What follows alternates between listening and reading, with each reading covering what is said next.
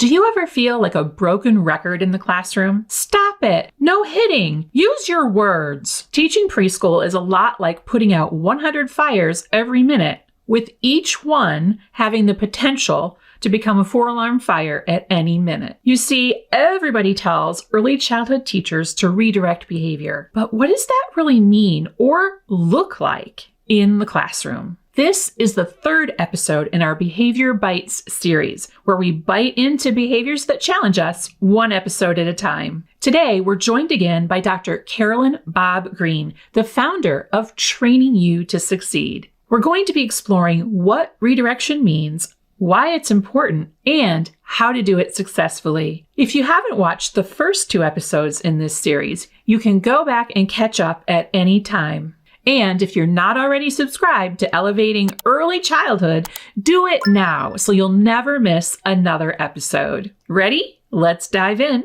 Welcome, everyone. I am super excited to be joined again by our resident expert in the Behavior Bites series, Dr. Carolyn Bobb-Green. Welcome again. Hello, Carolyn. Everybody. We're so happy to see you here today in your pretty in pink dress there. So cute. Today's topic is a good one because it's all about the art of redirecting preschoolers. If you're an early childhood professional of any sort, you've heard the word redirect before. Redirect, redirect, redirect. It's one of our industry buzzwords. We use it all the time, multiple times a day. But what does it really mean? Can you help us better define what does redirection mean? Well, redirection, another word for that is guidance. Actually showing a child or showing a person the way that they should go. It's kind of like deterring them from making a decision that is not a great decision, kind of turning them down the road of doing something that is going to be in their best interest. So when we talk about redirecting, we're actually talking about guiding children or guiding preschoolers in a direction that they are supposed to be going, as opposed to the one that they are opting to take. So in so many different situations. So another word for redirection is basically giving them guidance and showing them what needs to happen. That makes perfect sense. I'm thinking about my own experience in the classroom and maybe an example of redirection to really drive the point home for our listeners is maybe, I'm sure everyone out there listening can relate to this one. You're trying to read a story at circle time, and there is just one little friend on the carpet in front of you who just can't stop doing whatever it is that's annoying you, whether that is poking a friend or constantly interrupting. Yes, poking they don't understand personal space. And so one of the ways that you might, or I have in the past, redirected them would be to either give them something to hold, touch, squish, if indeed poking their friend was something that they were doing, or maybe to have them sit a little closer to me. Maybe it's a friend that they, this one particular child is a distraction for them, or is this one particular child is the one that they want to get the attention of. And so they're going to be bothering that child. In that case, that would maybe come sit closer to me or sit in a different area. We're kind of redirecting the behavior, giving them something else to do instead. Does that make sense? Yes. And so circle time is one of those times that many teachers struggle with.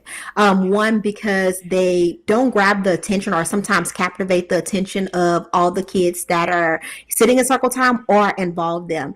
And so instead of me stopping my circle time to address the behavior, like you said, what I usually do is get up and I start walking around my circle time, and I'll go sit next to that friend and then give them something and say, hey, now you can use the pointer to point to the words that are in the book to kind of incorporate them into the circle time, to kind of redirect their focus and guide them to what they're supposed to be doing, as opposed to focusing on the negative behavior and putting ammunition on that fire and making that child want to act out even more and stand out even more.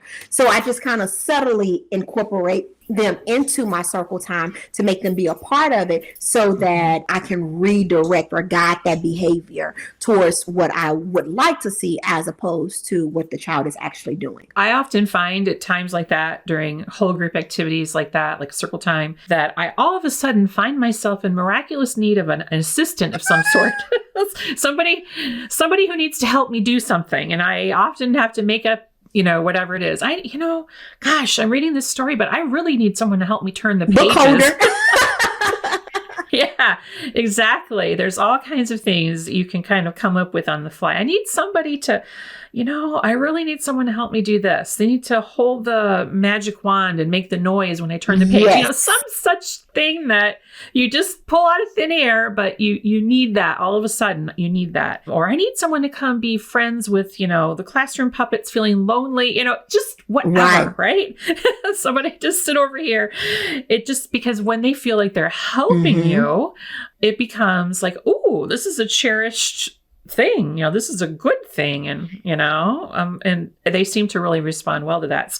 It's kind of a redirection. Yes, it is. It is. It's just taking their mind. It's guiding them to behaviors that you want to see as opposed to the behaviors that they are displaying. I know for a lot of professionals, I remember when the word redirecting really became big in the early childhood field, and I started doing trainings on redirecting. I remember hearing many of teachers saying, no, they just don't want us to tell kids no. They just want to let them do whatever they want to do. That's why they came up with redirecting.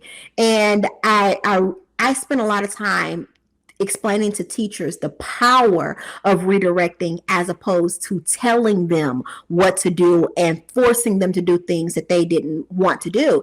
And the power in that is an explanation why, because when you give them an explanation as to why they're supposed to be doing this and guiding them and helping them understand the behavior that you want them to display, self-regulation comes in, because the next time that they go to do that, they'll hear your voice or hear that voice inside of them explaining to them all the things that could happen to them if they make that poor decision. So understanding the power in redirecting is not just letting kids do whatever they want to do or just because we don't want to tell them no. It is actually guiding them and helping them understand why they should make this decision and choose this behavior over that behavior. And that goes a long way with preschool kids. It really does, and I think that the easy thing to do would be to say, stop it, don't do it. Because I said so. Because I said so. And then to ultimately blame the parents. That's what I always see happening, is blame the parent because the parent didn't teach the child to do XYZ. But that doesn't help the child. All of that doesn't help because basically you're constantly trying to pound a square peg into a round hole. If you are telling the child over and over to stop it, don't do that, well, that's not working, right? If I had just said, stop it, don't do that to the child who kept poking his friend. You're just going to stop right now, just for that second.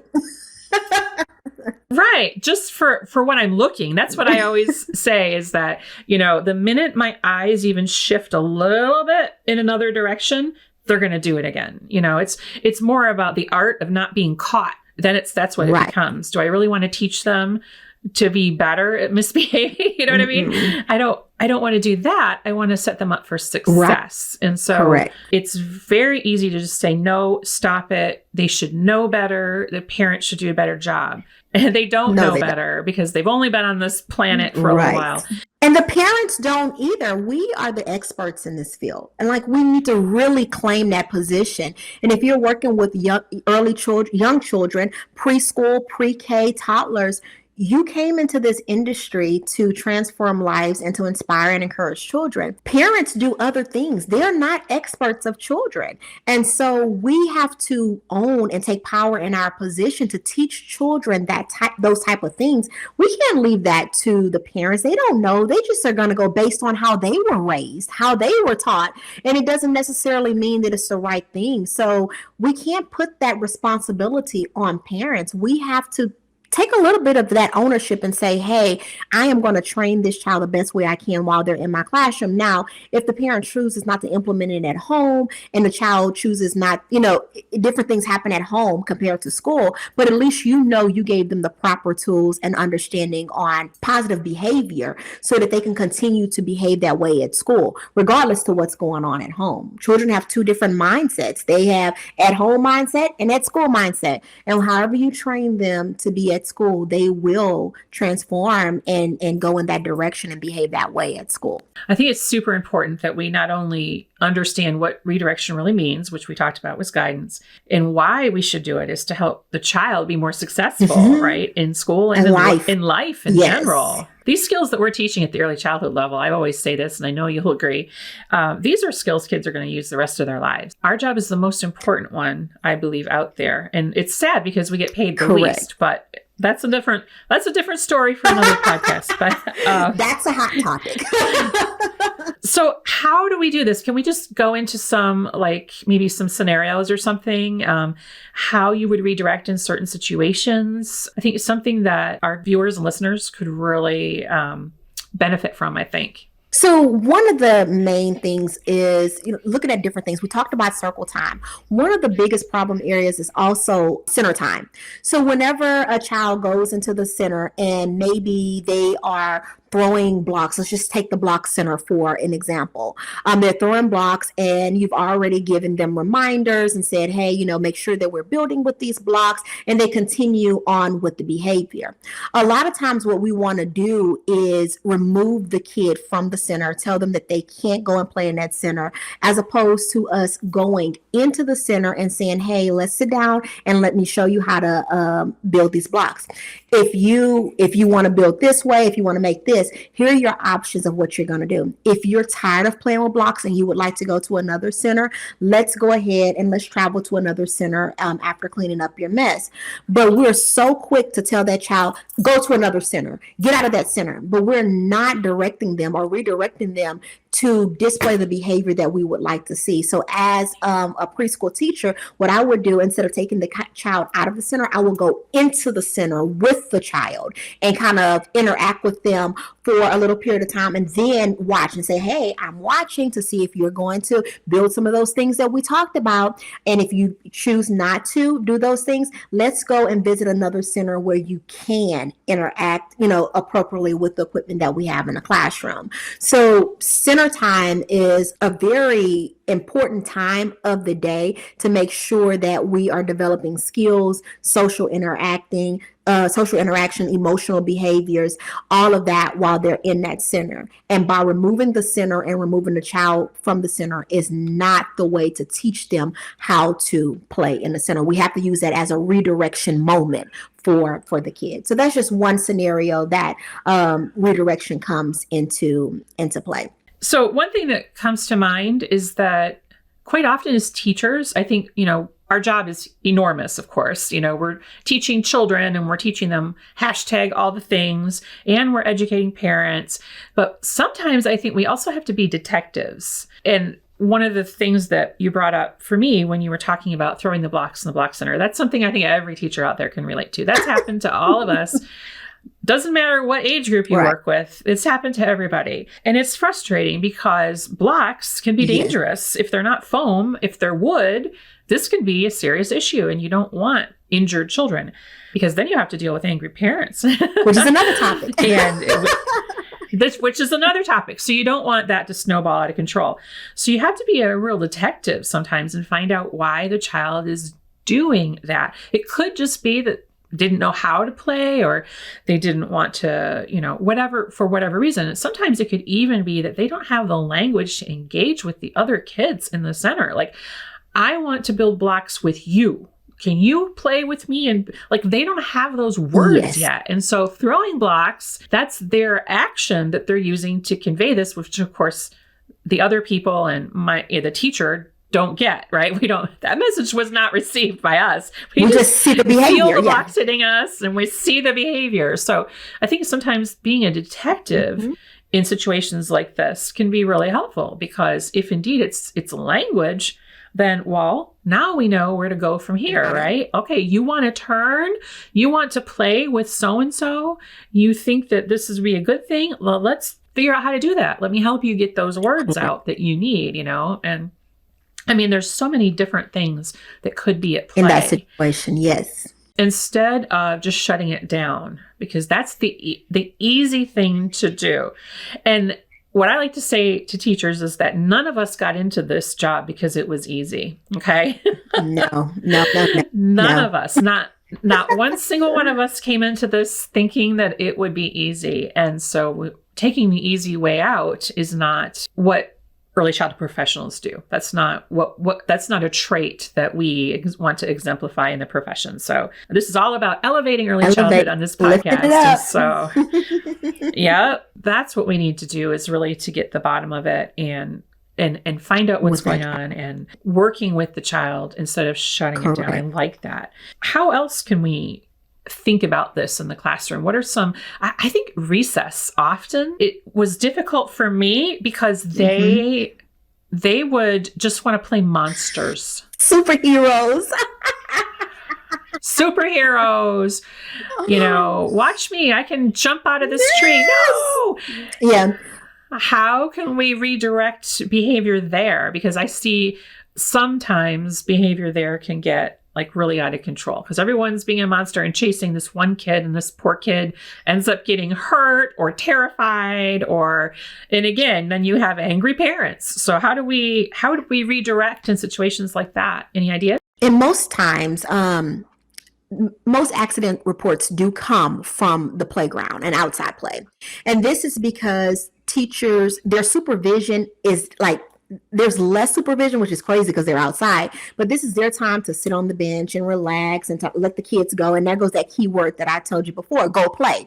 Well, when you send them out there to do things on their own, they're going to try to figure it out and say, okay, well, let me do what I saw on this movie last night, which is chase this kid down and pretend I am Bigfoot or I'm the monster and I'm going to eat him. And so now these kids are running full force on the playground. They trip over their own feet because, as we know, that they're physically imbalanced at that age, and they get hurt. So instead of the teacher just leaving them to their own demise, telling them to go play while she sits down, actually having some structured time for play, activities on the playground. So what my teachers do is we pack an outdoor bag, and when they first get outside, they do an activity all together. Then they give them options like, hey, you guys are going to go over here and do kickball. If you don't want to do kickball, you can go on the swings or you can go over here. But giving them actual activities to do and having some structure in that playtime will kind of redirect some of those mysterious behaviors that they display on the playground because they really don't know what to do when they go outside. Think about the number of kids who do not go to the park anymore, especially since COVID. They don't go in their backyards and play because their parents fear that someone is just going to come up in their yard and take them. And so children are bound to watch TV. They're in the house. They're watching TikTok. They're on their parents' cell phone, watching YouTube. And a lot of the things that they learn to do are coming from TikTok and YouTube. And that's what they want to do outside because that's their idea of play.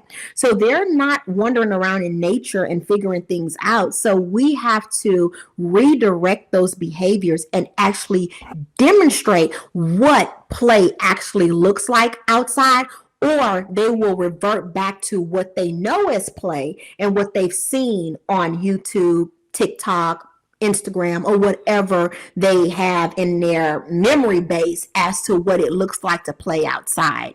So in order for you to gain control of those behavior, you have to be up on the playground, showing children what they can and cannot do on the playground so that they know, like, hey, here are my options of what play actually looks like outside. I so agree with that, Carolyn. In my experience, I worked in an urban setting all of my years when I was in Texas in the public pre-K. And so many of my kids didn't have the opportunity to go outside, mostly because their parents were working multiple jobs. They just didn't. It's night when they get home. It's nighttime. Yeah, there just was never any opportunity for them to do that. And so when I took them outside on the playground, it was like, what is this? Like, well, she's just setting me out here and letting me I don't know what to do, lady. I mean, in the classroom, they knew because they had centers and I'd done this whole thing. And, they knew what their options were. On the playground, they didn't. And so it was almost like I had to teach them, like you said, and teach them things that you can do. Like you interact with people on the playground the same way that you do in the classroom. You say, hey, do you want to go down the slide with me? Or do you want to do this or that? And giving them options. And so I ended up teaching them all kinds of very simple preschool games they could do outside, like red light, green light, Duck, duck, goose. Duck, duck, goose, things like that, because they certainly did not have any experience doing those things. And so once I taught them those things, it gave them some more options, because if left to their own devices, you would have some that went over here and threw wood chips at each other. Eat moat. Others, I had a child once who just cried because it was just so unfamiliar to them. Overwhelming. Like, you mean there's all these kids just running around? Like, what do you mean, lady? And it was upsetting. And then other kids just wanted to sit with me. Like, I wasn't sitting, but, be with me, because they didn't know how to be on the playground. I'm just going to stay here with you. Oh, okay. Here's some more flowers. I had like 50 million dandelions at the end. And there's nothing wrong with that. But it was just, they just didn't know what to do out there. And I know there's some people out there that would be shocked by this, because, some children go to the playground all the time, but that's not the case for all children. A lot, especially since COVID. So I think it's important to think about, redirecting behavior in those situations as well. I used to work for Head Start, Caroline. I think you did too. And so I had the fear of God put into me that we do not sit on the playground and we do not congregate. I was told flat out, if you want to get fired from your job, you do those things. Yeah. And so, boy, oh boy, I was really, and that was indoctrinated in me. Right. So, but there's so many schools, preschools, private settings that do not implement that. And when that is not pushed, that's what teachers do at recess. It's their relaxation time. It's their quiet time. Get away from me. Go play. That's what they're right. Yeah. Or they might be looking at their phone. I've noticed that these days too, is a lot of teachers pull out their phone, and that is really, really dangerous. And we certainly, we don't want that. Historically, recess has been viewed as this is our downtime. And it's sad. It's sad because I think all teachers should have an adequate time during the day when they have time to themselves. And I just don't think recess is one of those times. Is not. Definitely not, because that's where arms get broken and legs get broken as well. So we really have to make sure that we're providing activities or redirecting those risky behaviors with young children. I know, Vanessa, another time of day, I know we talked about recess, center time, circle time, is transitions, when it's downtime. Like, lunch is coming, but it's not ready yet. Or, it's restroom time and I'm just sitting here and I'm waiting to go to the restroom, or I'm done using the restrooms. So those empty times during the day when kids, that is when behavior starts to really come out. The hitting, the poking, the licking my friend that's next to me, and sticking my finger in their ear, and because I don't really have much to do. And those are a lot of times when craziness start to happen, because it's transition time. The teacher is not really prepared for that time. I didn't know lunch was going to be late. I didn't know that it was going to take me 20 minutes in the bathroom because a kid had an accident. Now all my other kids are sitting outside waiting for me to come out. I didn't know that this activity was going to be so easy that we finished 20 minutes before I scheduled it to finish. And so when it comes to redirection in those times, I always tell teachers, you have to have a pocket full of activities, back pocket activities. Yeah, I was just going to say that. I was going to say a toolbox. Yes, always have something. To redirect those behaviors, because when they're left to do nothing, they will find something to do. Their minds are like so creative and so, thinking out, and they're not thinking that it's a problem. They're just trying to do something. So during those transition, I used to have little bags, and they had activities in them. And I told my teachers, if anything is late, or if you're in the bathroom, pull out this puppet and start telling a story, get them engaged, do something to redirect them from getting into things that they're not supposed to get into. Otherwise, you're going to have somebody flooding the bathroom. You're going to have somebody soaking wet in another bathroom. And then you're going to have some kid crawling on the ground because they were waiting and maybe, pulling somebody's hair and licking them because there's nothing for them to do. My go-to is always finger plays. They don't need anything but your hands. And, pull out a Wheels on the Bus, an Itsy Bitsy Spider, a 5 little whatever, and you're good to go. And I see that as also one of those channeling children's behaviors and redirecting really well, because you're taking their pent up boredom and energy and you're saying, let's do this and let's sing this. And even if you're over here cleaning up a kid or whatever, you can still use your voice and project, Let's get up and get those wiggles out. Let's do the dance. Let's do the hokey pokey. Let's do head, shoulders, knees, and toes. Let's do something, because the more they have nothing to do, the more redirecting you're going to be doing, because they don't really know what to do during that downtime. It's super important. And that's part of the one of the reasons why the job we do is so super hard, because you're always on. There is no downtime in an early childhood classroom. There really isn't. And I would get my downtime from singing songs with kids, because that's, that to me was just very fun and relaxing to me. That's how I did it. But not everyone is the same. Right. But it's just so hard to be an early childhood educator. And I think that this is part of it. It's just there is no taking your eyes off the kids. There is, and I think that redirection is really the key here. And every teacher, just like you just said, Vanessa, yours was singing. Every teacher has to have their redirection tool. And mine was storytelling. Like, oh my goodness, guys, I have a story to tell. And they're like, oh my God, Miss Carolyn's going to tell a story. She's going to tell a story. All right. Do you have your listening ears on? And using that. And I have some teachers that it is dance. They show them a new dance and they get the moving and show them. Every preschool teacher has to have their magical redirection tool. You got to find it. And if they don't get anything from this podcast, find your redirection tool and pull it out every time those kids start getting out of control and things are pull it out right then. And then that will help redirect the behavior, focus, and for you to be able to teach them where they should be going. So, Carolyn, we have gotten so much out of this Behavior Bite with you. Yet another one of your fantastic episodes with Dr. Carolyn Green.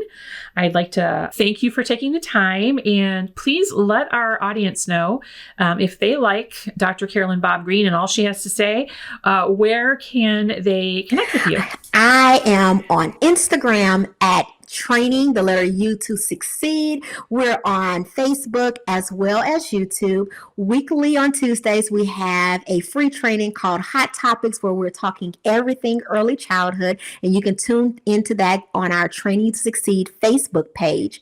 You can also find us at trainingyoutosucceed.net, where you will find our conference, our virtual conference, and our in-person trainings. And we'll have a link to that below in the show notes for those of you watching along. So thanks again, everyone, for tuning in. Until next time, I'm Vanessa Levin, and this is Dr. Carolyn Bobb-Green. If you think these videos are valuable, you have got to come check out the Teaching Trailblazers program. Teaching Trailblazers is the place for teachers like you to get the professional development resources and support you need to thrive. It's where you can learn relevant, life-changing best practices with professional development created specifically around the challenges early childhood teachers face.